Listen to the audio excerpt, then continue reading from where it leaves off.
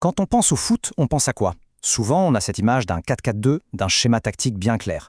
Et si cette vision était un peu dépassée? Aujourd'hui, on va explorer ensemble la logique cachée qui régit vraiment le jeu. On entend tout le temps les commentateurs parler de 4-4-2, de jeu de possession, de pressing haut. Mais en fait, toutes ces étiquettes, ce n'est que la surface. Et si la véritable identité tactique d'une équipe se cachait à un niveau bien plus fondamental? En fait, on peut presque oublier la formation affichée à l'écran juste avant le match. La vraie clé, ce qui change tout, c'est le principe d'organisation qui dicte chaque mouvement. Et en gros, il n'en existe que deux. Tout se résume à une question fondamentale. Une équipe s'organise-t-elle par rapport à l'espace, c'est-à-dire des zones fixes sur le terrain, ou bien s'organise-t-elle par rapport aux connexions, aux relations entre les joueurs eux-mêmes? Et voilà, on les a. Le positionnisme contre le relationnisme. D'un côté, le positionnisme, qui voit le terrain comme une sorte de carte à occuper, une grille. De l'autre, le relationnisme, qui le voit plutôt comme un réseau de communication humain. Ce sont vraiment deux mondes tactiques radicalement opposés. Pour comprendre le positionnisme, imaginez un orchestre symphonique. L'entraîneur, c'est le chef d'orchestre. Il a écrit la partition. Chaque joueur apprend son rôle spatial, sa place. La consigne est hyper claire, quand le ballon est ici, tu vas là. C'est une approche quasi mathématique du football. Le relationnisme, c'est l'inverse complet. Là, on n'est plus dans un orchestre, on est dans un groupe de jazz. Il n'y a pas de partition. Les joueurs se lisent, ils s'adaptent, ils créent en temps réel. La structure, elle émerge de leurs interactions, comme dans une conversation musicale. C'est de l'improvisation structurée. Et c'est là que ça devient vraiment fascinant. Parce que quand on plonge dans les données, on se rend compte que notre perception de certaines des plus grandes équipes du monde est peut-être complètement fausse.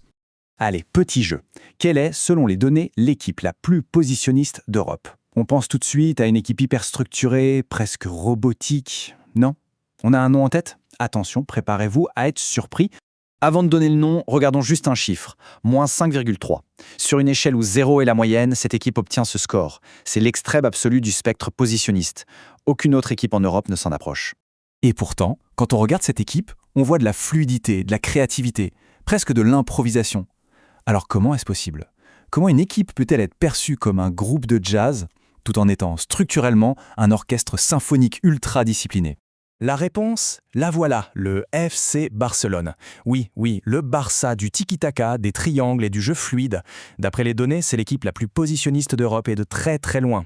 Toute leur créativité s'exprime en réalité à l'intérieur d'un cadre spatial incroyablement rigide. Ce graphique est parfait pour visualiser tout ça. À une extrémité, complètement à gauche, on trouve Barcelone, le cas le plus positionnel. Et tout à l'autre bout, on a une équipe comme Nantes, la plus relationnelle. Et la grande majorité des équipes, elle se situe quelque part entre ces deux pôles.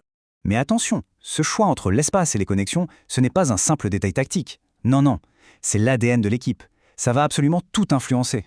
Ça a un impact sur la communication, sur les méthodes d'entraînement, sur la capacité de l'équipe à s'adapter, et même sur la conception des coups de pied arrêtés.